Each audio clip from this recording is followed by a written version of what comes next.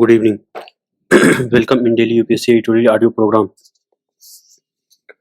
Well done, my lord. The Times of India. Calm assessment. The Hindu. Now the full editorial. Well done, my lord. The Times of India. Supreme Court did the right thing in overturning Chandigarh mayor's election. Poll process integrity defines democracy. Supreme Court yesterday set aside the January 30 result of Chandigarh Municipal Corporation mayoral election.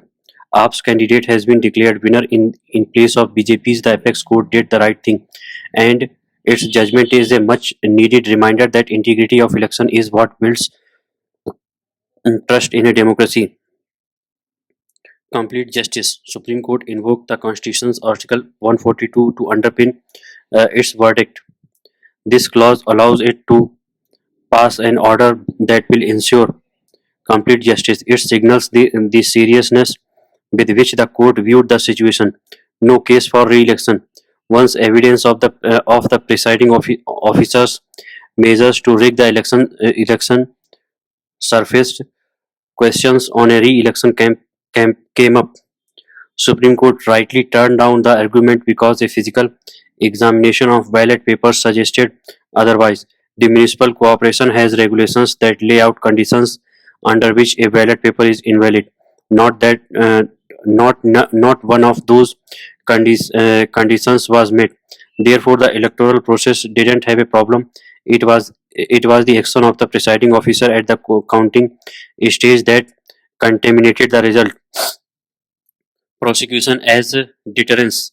The presiding officer not only tried to rig the result, but he also misled the court. Supreme Court initiated criminal proceedings against him. There should be consequences for tampering with results of an election. Absent that, there is no deterrence. Speed is the key.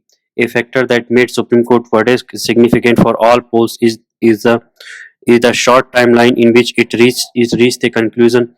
In contrast, Supreme Court's verdict on MVA government fall in Maharashtra came almost a year later.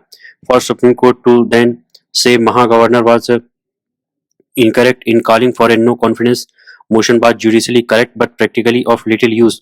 In electoral malpractice cases, justice delays is emphatically justice denied. Election Commission and elections. India's track record of ensuring integrity of elections has been excellent, mainly on account of Election Commission's effort. Under difficult circumstances, Election Commission has ensured that India never had to experience chaotic situations like US did in 2020 presidential elections. Chandigarh's municipal poll didn't come under the purview of Election Commission. It was therefore important that Supreme Court quickly wrapped up this case. All officials from police or administration who will be working for Election Commission during general elections will now know even more that fairness is non-negotiable. Calm assessment. The Hindu. Clarity on the nature and extent of deemed forest is essential. The Supreme Court of India has put on pause an ambitious effort by the centre to amend India's Forest Conservation Act 1980 that was brought in to check the wanton razing of forests for non-forestry uses. According to the centre, an estimated 4 million hectares of forest land has been diverted from 1951 to 75. Under the provisions of the Act, forest could no longer be diverted without adhering to a regulatory mechanism by the centre. As a measure of its success, the centre calculated that from 1981 to 2022, the average annual diversion of forest had reduced to about 22,000 hectares, or about a tenth of what it was from 1951 to 1975. However, the provisions of this piece of legislation largely applied to forest tracts recognized as such by the India Forest Act or any other state legislation. Illegal timber felling in Gudalore, Tamil Nadu triggered the landmark TN Godavarman trampled Tirumulpad Thirumulpad judgment that saw the court take an expanded view of forest tracts worthy of protection. It also said that forest has to be protected irrespective of how they were classified and who owned them.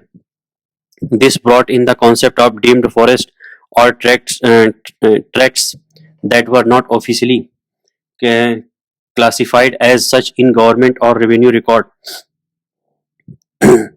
States were asked to constitute expert committee to identify such deemed forest. In the 28 years that have passed since the judgment, only a handful of states have constituted such committee or made public the extent of such deemed forest within their territories. The center's attempt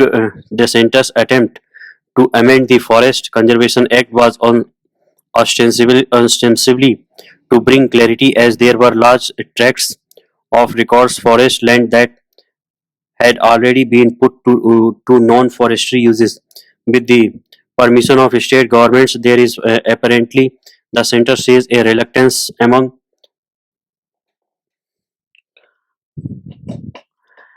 uh, private citizens to cultivate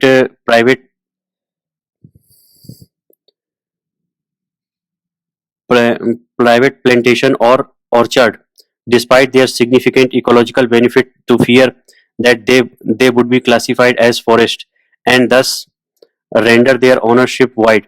India's ambitions to create a carbon sink of 2.5 billion to 3 billion tons to meet its net zero goals have required forest laws to be dynamic, and therefore the rules have sought to remove deemed forest not already regarded as such from the ambit of protection.